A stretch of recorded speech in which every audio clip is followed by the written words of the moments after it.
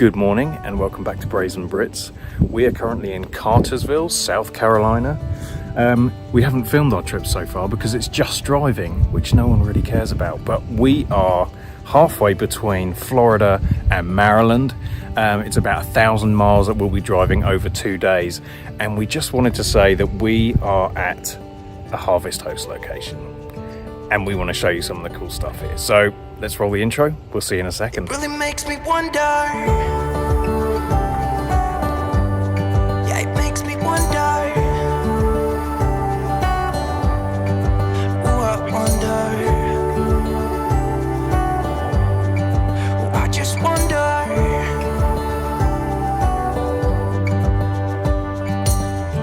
So this is the Cartersville Country Winery. Now, we stayed here as a Harvest Host location when we actually moved from Virginia down to Florida, and it was fantastic. They have great wine and the location was cool. The difference now is that actually outside the front here there was an old car there. It was it was very, very different. And there's one reason why it's changed, which we did not know, but they did mention it to us yesterday evening. They were talking about us, is that there was a huge lightning strike somewhere down here that essentially sent flames through the building. And I mean, you would not be able to tell right now. This was a few months ago, but they seem to have rebuilt everything here. Now, there's a few things that I'm a bit disappointed about because I was like, hey, there was old cars out front. And anyway, we couldn't find them until we walked the dogs. So let me walk over there and I'll show you what lightning does to a car. Before I walk over to the car, I thought I'd just show you our setup here. So most of the sites here are pull-throughs. And the cool thing is, normally when you go to Harvest Host, you're in the parking lot or you're just parked up anywhere. And it's boondocking. You're just there for the night. You know, you park up, use your batteries, you sleep, you move the next day. They actually offer hookups here, and it's not full hookups. There's no septic, but there is power and water, which is very interesting because we didn't really think about it. When we stayed here last time, the weather was cool, it was nice. We got here yesterday and it was 87 degrees or something, which is, I don't know, 30 degrees Celsius. And so we said to them, hey, can we use the power? They charge us like 20 or 30 bucks for the power and water. We haven't used the water because we have full tanks, but that is an option. So you can either stay here as Harvest Host and obviously buy some wine, do a wine tasting just to support them. Obviously you need Harvest Host membership. We can leave the link below. But this is really cool that they do offer that. Now, that was a lifesaver because it was so hot overnight and we had the AC going. So for 20 bucks, it was worth it. Like, no problem. So as I'm walking down to these cars, I would like to say that they are fantastic people here as well. We actually arrived, you're meant to be here before 6 o'clock so that you can do a tasting. They were still here. They also gave us directions to come in because there is a bridge out just up the road. Luckily our navigation knew of the bridge that was out anyway, but they hung around. They let us taste a bunch of wines, which are very, very nice. They are very sweet, which for me is perfect. They do the fantastic peach wine for Natalie. She loved that as well. And I got a sweet red, which I've tried before, and it was really good. So we bought way too many. I'm going to be honest. We bought way too many. I think that's how they get you. They do some tasting so that, you know, you have a bit of liquid courage, and then you have the then you just end up buying more wine. So anyway, but it is very good wine that we loved here. But yeah, thank you to the people here. They hung around late so that we could do the wine tasting. They helped us set up. They gave us the power. And so yeah, definitely swing past and try the wine out, especially if you like the sweet stuff. All right, let me show you these cars. It's incredible. Well, here they are. This is what lightning does to a car. Obviously there was a fire afterwards, but the lightning bolt, I don't think it struck the cars directly, but it struck near the cars and fairly near the front of the building. And they said that the blast and the fire, it was an immediate fire, and it blew all the way through the front of the building. The building is standing. They have fixed it up. I mean, you can barely even tell right now, but you can definitely tell from these cars where they were burnt out. And it's incredible. You can see the glass has melted.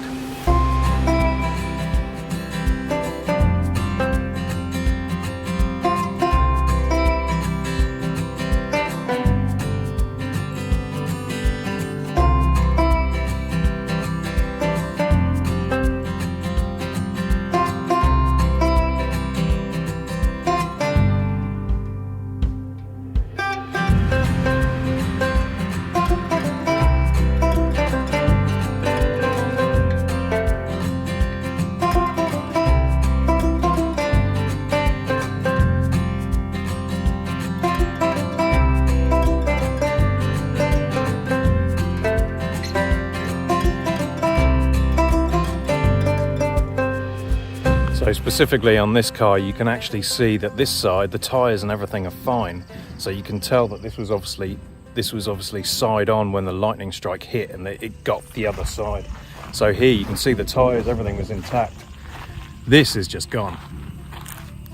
So it must have absolutely impacted this side, and then obviously the fire got inside. So the place, they are still building this place. There is a lot of work going on.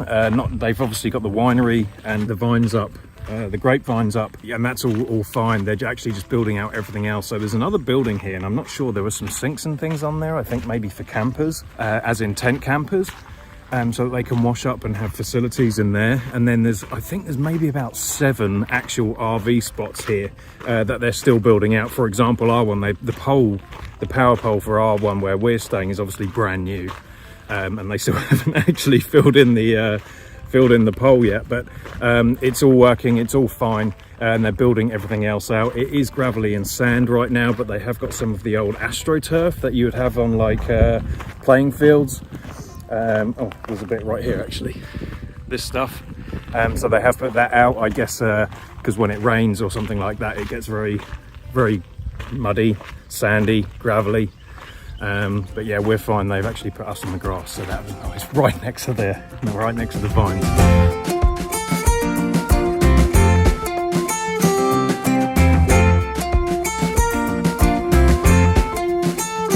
We have decided to use Harvest Host again for this trip on our way up, and we are at a place that is very familiar.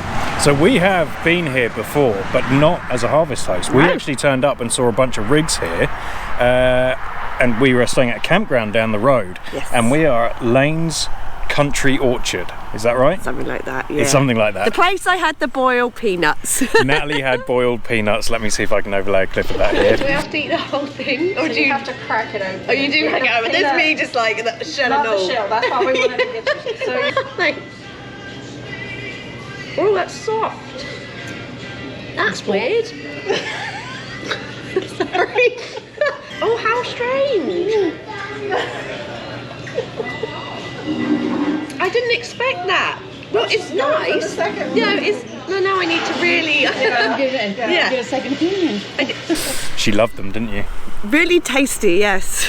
Anyway, I didn't try them, and I still haven't. And even after that, we had someone who watched our video in a campground and put them on our step of our RV at a random yes, campground. thank you, yeah. So thank you. We still have those. I have not tried them yet, but they are still in here. Yes. And because they're in a can, I assume they last for ages. Forever. Yeah, they'll be fine.